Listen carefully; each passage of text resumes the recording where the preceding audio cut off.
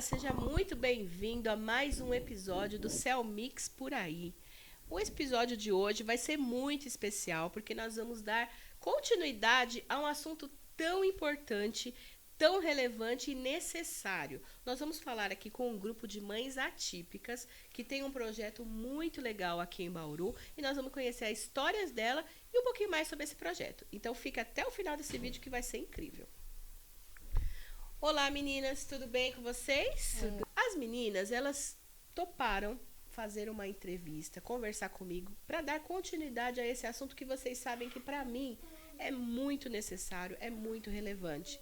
Como a gente estava falando antes de começar a gravar, é um assunto que ainda é pouco falado, ainda é pouco fomentado, tem pouca gente se interessando por informações, tem muita gente falando que não sabe, tem muita gente julgando que não conhece, despreparada, muitos lugares ainda despreparados para receber essas famílias. Então a gente vai falar um pouquinho sobre essa dor, que é uma dor que está sangrando, né, meninas? É uma dor que está sangrando e tem muita gente sangrando sozinha. Então eu trouxe esse grupo para você entender que você não está sozinha. Você tem pessoas que estão trabalhando, que estão se dedicando a dar suporte, a dar informação e acolher, que é o mais importante, não é verdade? Sim. Eu estava falando com a Renata, hoje a gente conversou com a Renata Ferrigutti, e a gente estava falando assim, mas fala que é pouco falado, só se fala nisso, agora é moda. Mas vamos fazer aí uma breve pesquisa. Cada uma de nós, cada um que está assistindo aqui, vai olhar pelo seu grupo de pessoas que você mais convive. E olhar essas pessoas, quantas dessas pessoas fala sobre o tema? Quantas dessas pessoas se interessam por pegar informação, se interessam por participar de palestras, workshops? Quantas dessas pessoas? Por aí você já vai ter uma base do que eu estou falando a respeito disso, não é verdade, Lori? Exatamente. Então, assim, vamos começar falando com você. Você já está à frente aí de um projeto lindo. E também é professora da rede municipal? Sim, eu sou professora da rede municipal, tenho um projeto social também, coordeno um projeto social, e eu me especializei nessa área, né? Porque eu tenho um filho com autismo, na verdade ele foi diagnosticado tardiamente, mas eu tenho um filho com deficiência.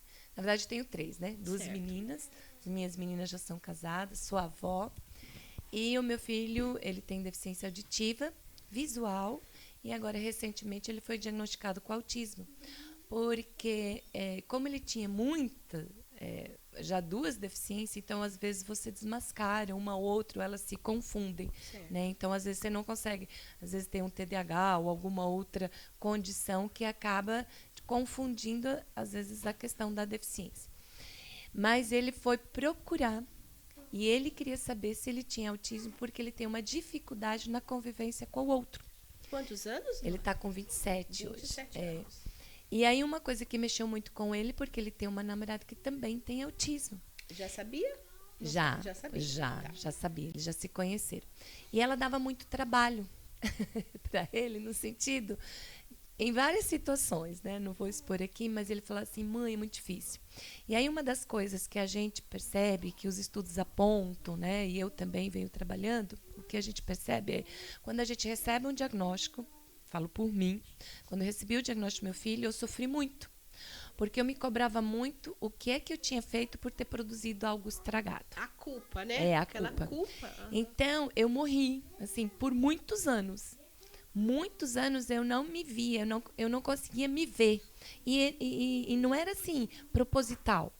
Só depois, quando a minha filha mais nova nasceu, que ela cresceu, as minhas filhas, elas começaram a falar, mãe, você tem que vestir roupa, você tem que ir no cabeleireiro, você tem que fazer a unha. Então, eu não conseguia ver isso. Entendi. Eu não conseguia, porque a carga, ela veio uma carga muito grande, ela veio uma carga muito pesada em cima da gente, porque assim, você tem um filho com deficiência, você não quer em ambiente porque ele tem que se comportar. Isso. E quando ele não se comporta conforme a sociedade coloca, é que você é culpada porque você não dá educação. É verdade, a gente se culpa disso. Então, eu me culpava muito. Então, assim, uma culpa muito grande. Meu filho não conseguia jogar bola. E meu marido gosta muito de esporte. Então, ele não seria um parceiro do meu marido, né? Então, tudo isso me cobrava muito. demorou eu conseguir me ver. E aí, quando aceitar essa deficiência também, porque isso é um primeiro passo para uma cura, eu digo assim, para a gente que é mãe realmente de filho com deficiência. Então, quando você identifica, você aceita essa condição, você tem um processo que você consegue também ajudar a criança. Mas se você não está bem, você não consegue ajudar o outro. Então, eu precisei me cuidar, me fortalecer, e quando isso aconteceu, meu filho melhorou e meu ambiente familiar também melhorou. Com certeza. Né? Então, a gente vive o processo de luto. É um luto de verdade, porque a gente morre, porque a gente sonha. E a gente sonha um monte de coisas para o filho da gente. E eu sonhava coisas que meu filho jamais vai conseguir fazer. Entendeu? Eu sei disso. E aí, como é que você vai pôr um sonho, só que tem que ser o sonho dele, não o meu? É verdade. E aí eu também tinha que ver, porque às vezes nós pais, eu não estou falando só com pais com deficiência, porque nós às vezes colocamos sonhos nossos nos nossos filhos que não são deles. É verdade. Né? Então a gente tem que, às vezes as pessoas me perguntam, né? A Grazi às vezes me perguntava, Carla, aí vai falar, vai fazer isso? Eu também não sei, né? A gente não sabe, nenhum ser humano sabe do outro. O que, que a gente tem que fazer? Nós estamos aqui para dar suporte, estimular, educar, criar, dar oportunidades para que ele se desenvolva como pessoa. Né? E aí, o que, que acontece muito? É que quando a gente recebe um diagnóstico, eu, por exemplo, não recebi logo no início o diagnóstico. As pessoas falam assim, ele não escuta. Eu falava, escuta?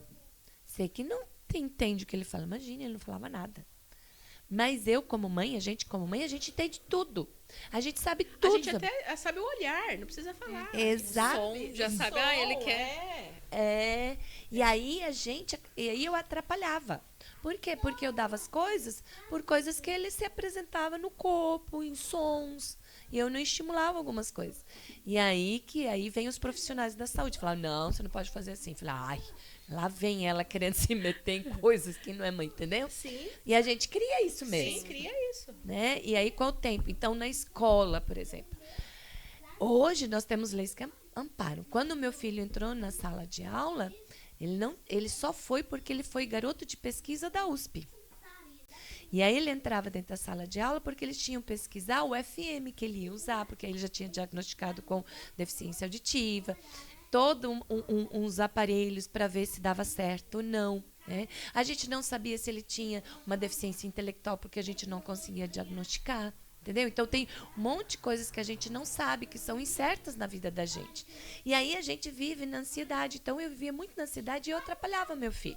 Então, eu tinha que me controlar, estimular. E aí, uma profissional um dia falou assim, você esqueceu que ele chama Mateus, né?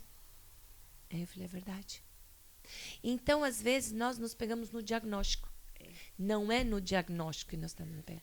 Nós temos que respeitar as diferenças do ser humano.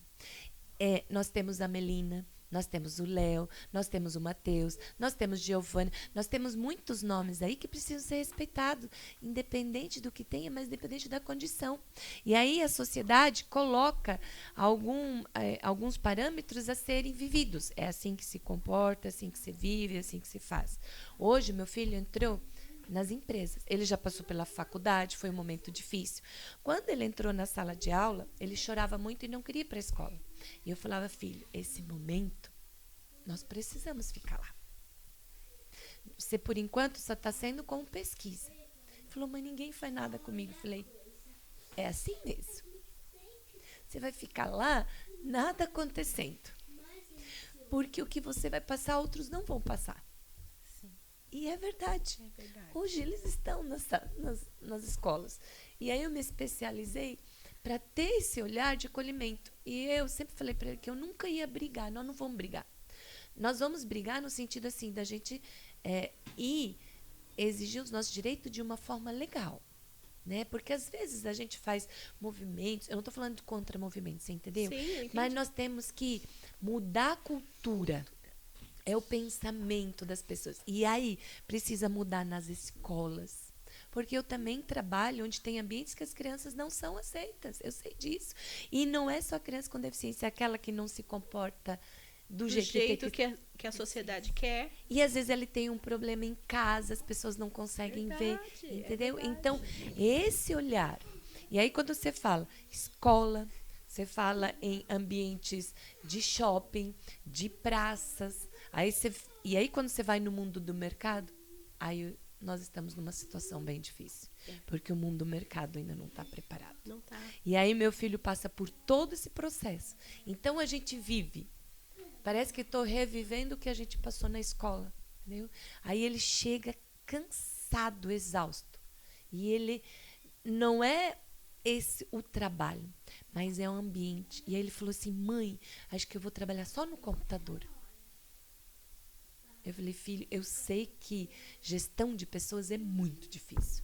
Trabalhar com o ser humano é muito difícil. Aí ele falou, sabe o que me cansa? É ensinar. As pessoas não aprendem. E aí quando você fala em cultura, quando a gente fala em uma sociedade mais inclusiva, é que as pessoas mudem. Às vezes você não precisa mudar um ambiente. É a postura de olhar. É verdade. Sabe? E sem julgar. Esse ainda é um momento muito grande. O Lori, você falou uma coisa que é o que eu falei no início do programa, né? A gente vê muita gente falando que se fala muito, mas olha só, não se fala. Não se fala. Não tem gente que não conhece essas histórias. Tem gente que não conhece a realidade do que é realmente a inclusão. Trazer essas pessoas, essas famílias para dentro da sociedade. Ainda a gente está muito longe disso. Grazi, eu queria saber como que foi para você. Eu fiquei emocionada demais aqui com o relato da Lori, porque assim, a gente sabe que nós temos, né, uma coisa em comum, que é essa dor, né? Essa dor do diagnóstico, do começo, do sonho sendo interrompido. Assim, na nossa cabeça é um sonho interrompido, né? Como é que foi para você? O seu foi mais recente, né? Foi. Eu tenho 2 filhos, né? O João Pedro, que vai fazer 12 anos, e o Léo, de 3 anos e 8 meses. Desde que o Léo nasceu, ele já nasceu com complicações, baixo peso, 1,5 kg, teve que passar por incubadora, teve que pegar assim, aquele pezinho para sair. Eu passei essas dificuldades já na gestação, só que o Léo fez todos os exames necessários e não constou nada. No entanto, foi para casa, né, como um bebê típico, né? Só que eu via que o desenvolvimento dele era muito diferente do desenvolvimento do irmão. Falava com o profissional da saúde, só que aquele assim, você tem que dar tempo.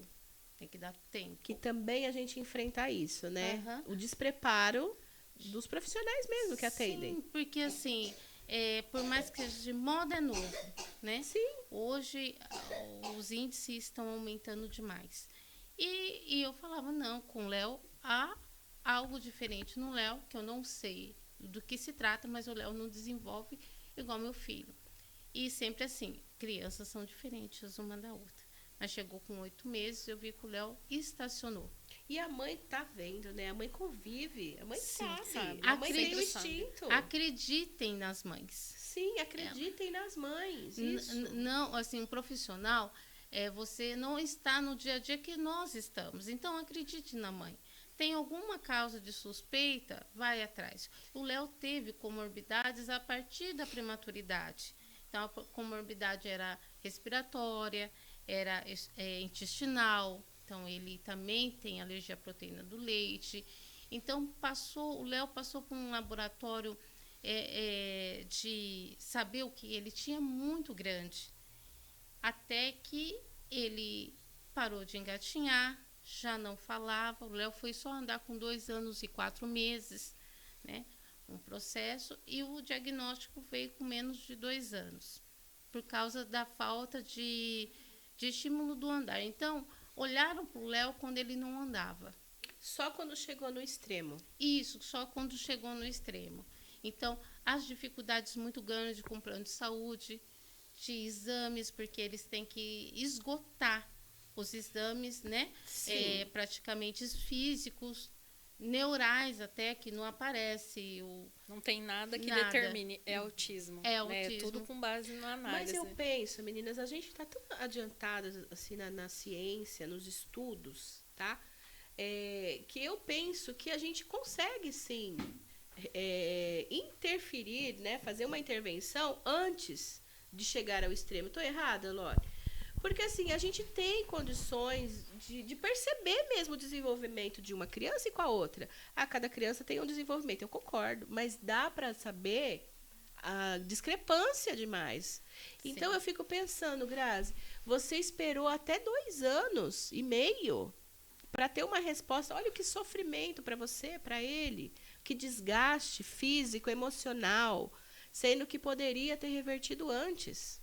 Sim, porque a gente acredita nas podas neurais. Então, assim, ele com maior estímulo, ele é desenvolvido. Então, o Léo, ele não tem aquela... Hoje que ele tem a habilidade de olhar para nós, né? Olha, a gente conseguiu que o Léo olhasse um pouco para nós. Só que uma criança é feita por imitação. Ele olha para imitar o que você faz.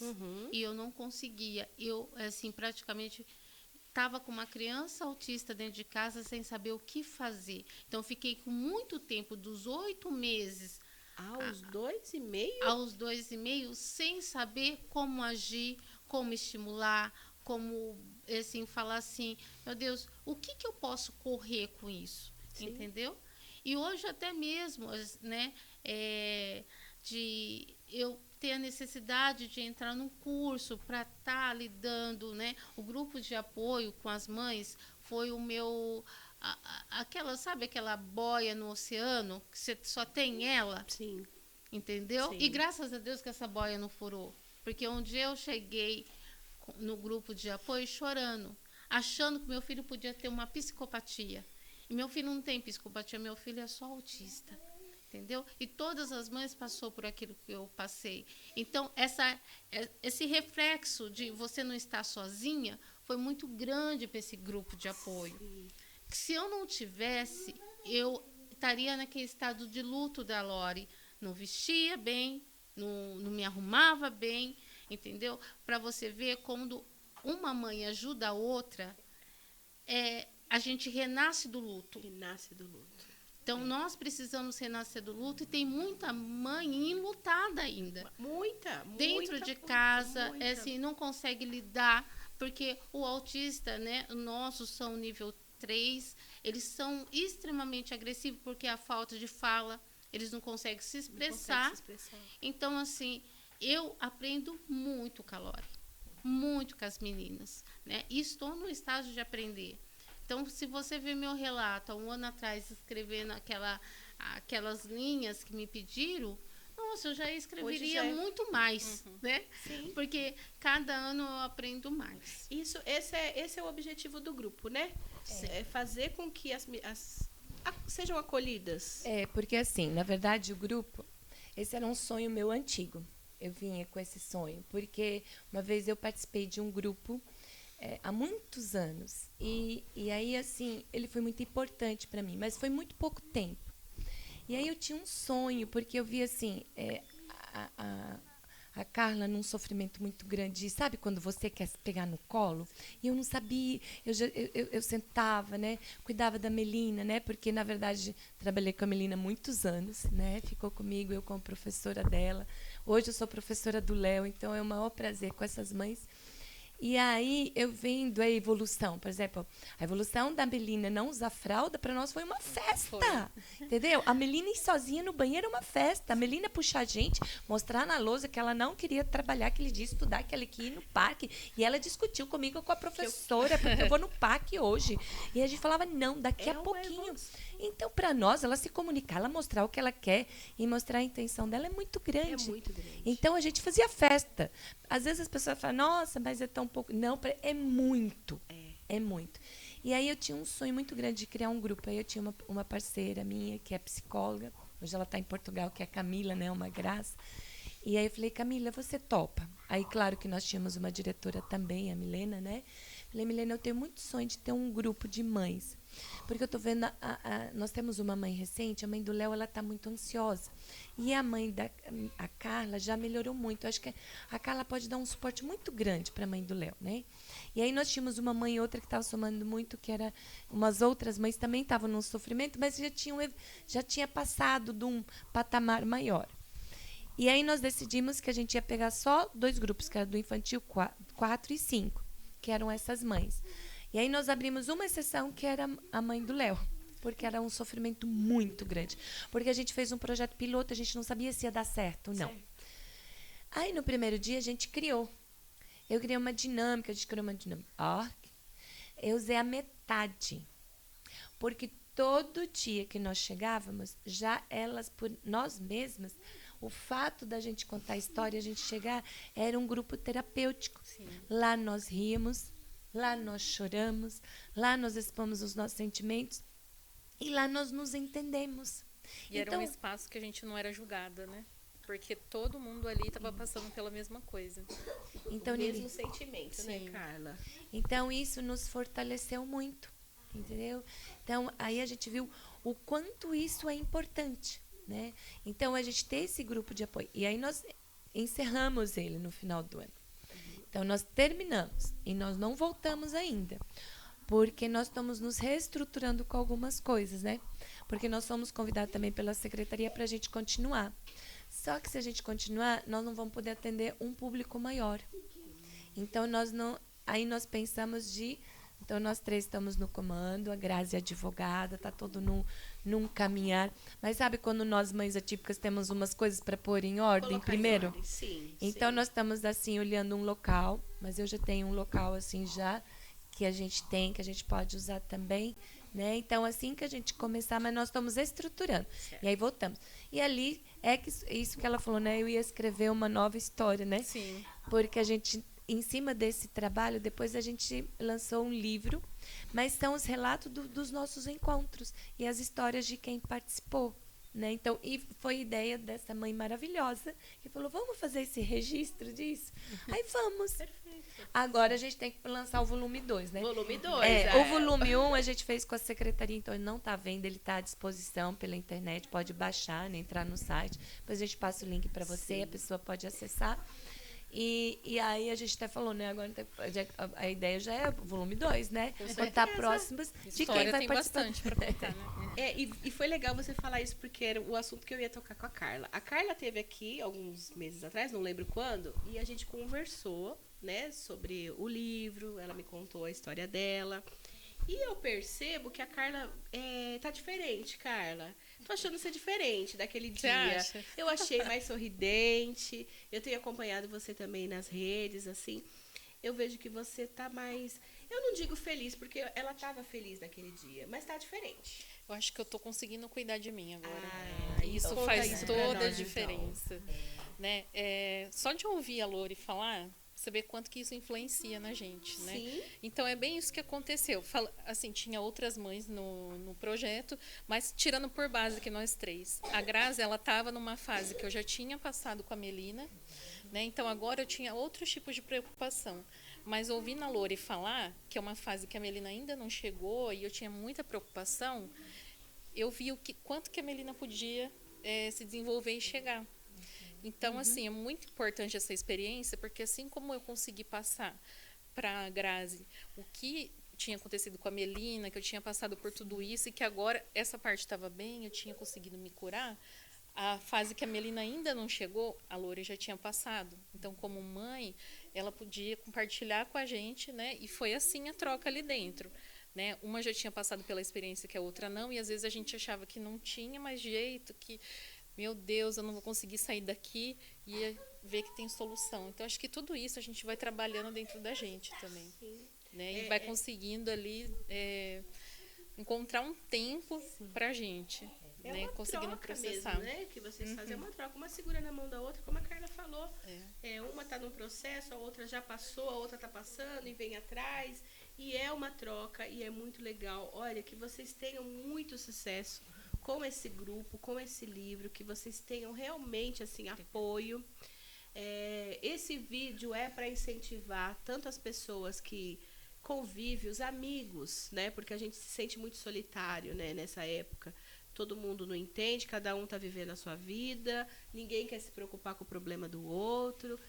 Os julgamentos são demais com as nossas crianças, vocês devem saber disso, né? Ah, porque é mimada, porque é filho único, mal educado, né? Porque a mãe não faz isso. E assim, tantas outras julgamentos, tantos comparativos. E não sabe que por trás daquela mãe tem tudo isso aqui que as meninas contaram. E mais ainda, tem mais ainda, né? Isso aqui é só uma parte, mas tem muita coisa. Então, que esse vídeo chegue nas pessoas que estão precisando de ajuda, para quem está precisando olhar para o seu amigo, para a sua família, até mesmo dentro de casa, né? Mesmo marido, com esposa, mãe, os avós, enfim. Que vocês, assim, que a gente consiga ter uma consciência do que realmente é e que a gente cuide dessas crianças, cuide dessas mães, dessas famílias, que a gente consiga ter informação e também assim conhecimento para ajudar numa época de crise. Achei lindo de ver a Lori com a Melina, o jeitinho dela tratar com ela ali, sabe? E que tenha mais pessoas para dar suporte, não só para a criança, para a mãe, para toda a situação, porque isso faz toda a diferença. Faz toda a diferença que a gente consiga realmente se ajudar, se incluir. Sim. Se incluir, né? Não só colocar junto. Colocar junto é uma coisa, incluir é outra coisa bem diferente, não é verdade? Que conversa deliciosa, e eu ficaria assim, ó, muito mais tempo perguntando, e ouvindo e falando com vocês. Mas a gente tem um tempo curto. Mas eu queria terminar com cada uma de vocês deixando um recado. Um recado para a câmera, para quem está assistindo a gente, para onde for esse vídeo, o que vocês sentiram no coração. Vou começar pela Ló, tá bom? Eu só queria dizer assim que ter um filho com deficiência me fez, me tornei um ser humano melhor. Melhor para mim, para minha família e para a sociedade. Porque viver no mundo é um mundo cheio de diferenças. E quando a gente aprende a conviver com o outro, conviver e respeitar as diferenças, isso é um grande caminho, né? Então, eu acho que a nossa sociedade ainda precisa mudar muito. E a sociedade, quem é a sociedade? Somos nós. Nós que somos pessoas. Então, nós precisamos mudar nosso jeito de pensar e agir. Quando nós começarmos a pensar e agir e ter mais empatia, olhar para o outro e ter esse olhar para o outro, nós vamos viver uma sociedade mais inclusiva e uma sociedade mais justa.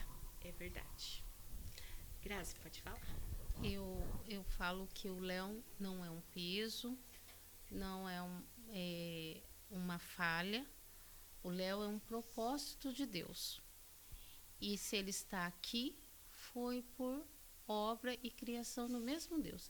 Que ele seja respeitado nas suas limitações e também ele vai levar no seu propósito a muita evolução. Ele já me evoluiu como mãe, como mulher, como uma pessoa que consegue ver a dor do outro e se colocar. Então, olhem para essas mães, né? Acolham essas mães. Essas mães precisam de uma sociedade acolhedora, tá bom? É isso que eu gostaria de passar. É isso mesmo, Grazi. Pode falar, Carlinha. É muito do que elas falaram, né? Eu sempre volto muito na tecla de mães, das mães, como a gente tem que cuidar dessas mães, ter empatia, né? Então, se você estiver em algum lugar, está acontecendo alguma coisa, né? Não julgar, né? Tentar ajudar, ou até mesmo às vezes quando a gente está em algum ambiente, né? Que no trabalho, por exemplo, essa mãe está cansada ou alguma coisa assim, às vezes ela precisa de um apoio mesmo, né? Então, antes da gente julgar ou criticar, tem empatia, né? Tem empatia não só por mães atípicas, né? Maternidade é difícil, mas principalmente nesse caso, né? Às vezes uma conversa, né? Um tempinho ali, ou um não julgamento, não olhar quando a criança está ali em alguma crise, né? Faz toda a diferença pra gente. É verdade. É verdade, menina. Olha, muito inspiradora a nossa conversa, muito acolhedora também. E como eu falei, vou falar de novo. Espero que vocês tenham muito sucesso, alcance muito mais gente. Que as crianças de vocês cresçam como pessoas respeitadas, né? que eles tenham os direitos de qualquer cidadão, tenham toda a felicidade, toda a saúde, né? E toda a esperança, né? A gente vê muitos casos de autistas em vários momentos da nossa sociedade, né? Com muitas profissões, enfim, muitos. Então, assim, que não só as suas, mas que todas as crianças encontrem essa mesma felicidade, que as famílias encontrem apoio e que essas mães, mesmo que estão vivendo o luto hoje, que elas consigam fazer como vocês, que elas consigam, assim, encontrar um grupo de apoio, consigam viver o luto, mas sair dele, né? Porque as nossas crianças precisam das mães, precisam das famílias, para que elas também consigam evoluir e viver o que elas merecem. Parabéns de verdade, viu? Vocês são mães incríveis. Para vocês que ficaram até aqui, o meu muito obrigada. Compartilhe esse vídeo, mande para aquelas pessoas que vocês sabem que precisa, curtam o canal, eu vou deixar todas as redes sociais das meninas, o link do livro, para que vocês possam aí apoiar também esse movimento tão importante. Se inscreva no canal, porque você me ajudando a crescer, eu trago mais gente interessante e mais assuntos relevantes para a gente conversar. Até a próxima!